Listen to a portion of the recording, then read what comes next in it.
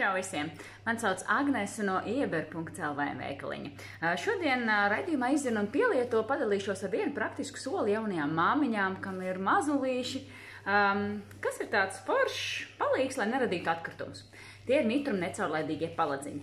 No vienas puses ir foršs šaudumiņš, no otras puses ir mitruma necaurlaidīgais šis te materiāls, ko var izmantot gan ikdienā mainot autiņbiksītes, gan dodoties, piemēram, ikmēneša ārstu vizītēs. Un parādīšu, kādi dizaini šobrīd ir uz vietas pieejami.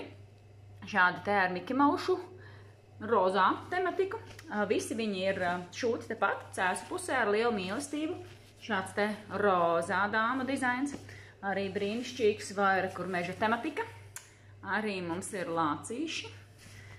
Un, protams, puišiem arī īpašie, jo katra māmiņa vēlas atsevišķi, citi vēlas izteikt puišu vai izteikt meiteņu dizainu, bet ir arī šādi, piemēram, ar kaķiem, kas ir neitrāli un derēs abiem dzimumiem, vai šis ar foršām mašīnām un transporta līdzekļiem, vai košs, pavasaris, dzelteni punktains, arī ir pieejams, tāpat arī stilīgie zaķi ar auto, vai tāds viegls, gaisīgs, pavasarīgs, gaišajos toņos.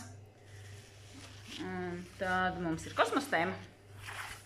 Kosmos vienmēr ir aktuāls ar raķetēm. Un jā, arī šāds te skaists un burvīgs paladziņš. Izmēriņi 40x60, šie konkrēti bija, bet ir arī citi. Tā kā tiekamies ieber.lv un pastāst sev zināmām māmiņām, kad ir tādi forši paladziņi, un ja vēlies uzzināt vairāk, ieskaties mūsu internetu veikalā. Tiekamies ieber.lv.